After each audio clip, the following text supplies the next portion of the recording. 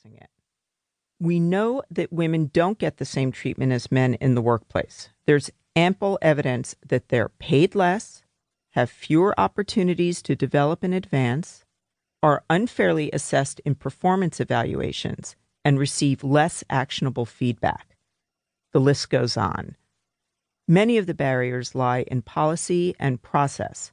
Bias is baked into the system and reinforced by unquestioning behavior and tradition. Other forces are subtler and perhaps more confounding because they're harder to pinpoint and address. Consider the double bind, the contradiction between what society expects of us as women on the one hand and leaders on the other.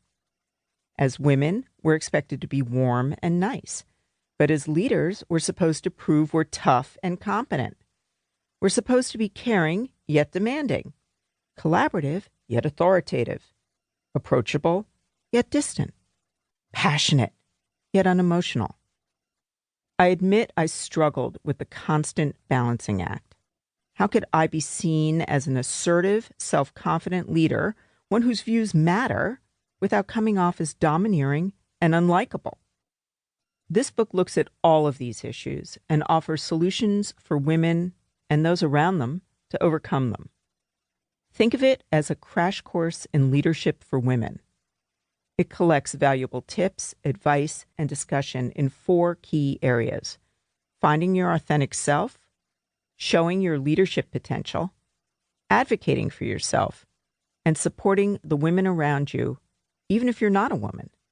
It aims to help aspiring female leaders better understand what it means to live into leadership authentically, ensure that others see their potential, and speak up with confidence, all while navigating the biases and gendered assumptions around them.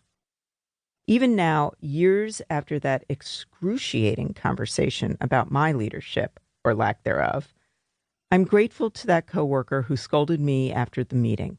She jolted me into consciousness about my own values and commitment to myself. It was brutal at the time, but it forced me to figure out who I am and who I want to be. And that is the first step to becoming a leader. Section 1. Find your authentic self. 1. Lead with authenticity. A conversation with Tina Opie. Authenticity is what it feels like when you can bring your whole self to work, when your behavior matches your intentions. But there's a challenge for women who want to be authentic at work. We're daughters, mothers, sisters, and bosses, and all these different roles can be tough to reconcile. So while authentic leadership is often viewed as geared toward a single norm, as women, we live in a multipolar world. How can we be true to ourselves when there are so many competing selves? Tina Opie is an associate professor at Babson College. She sat down with Women at Work co-hosts Amy Bernstein, Sarah Green Carmichael, and Nicole Torres to talk about what feels authentic to us and what doesn't, particularly when it comes to emotions at work. I worked with a woman once, and the boss said, you have a lot of potential. I could see you moving into management, but if you want to do that, you need to dress differently and you should start wearing makeup. Everyone in this case was a woman, but my peer who'd been given this advice was furious and was like, that is so sexist. I can't believe she would say that I have to wear makeup to get ahead in this company. How do you think about that? I mean, is it sexist to give someone that kind of advice? Here's the thing. We have to sort of differentiate between how we want the world to be and how the world actually is. So would I like that advice to never be heard or never be uttered? Because if this is the way you want to go to work, you're completely fine as long as you're doing an amazing job at your work.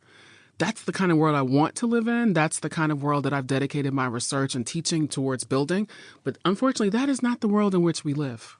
Mm-hmm. We live in a world where impressions matter, where appearance is highly connected to impressions, unfortunately, fortunately or unfortunately. And the bottom line is you all have done a lot of research here at HBR on sort of the way that humans automatically categorize other people. It's instantaneous. You see something and you categorize it. And because of those types of connections, we automatically think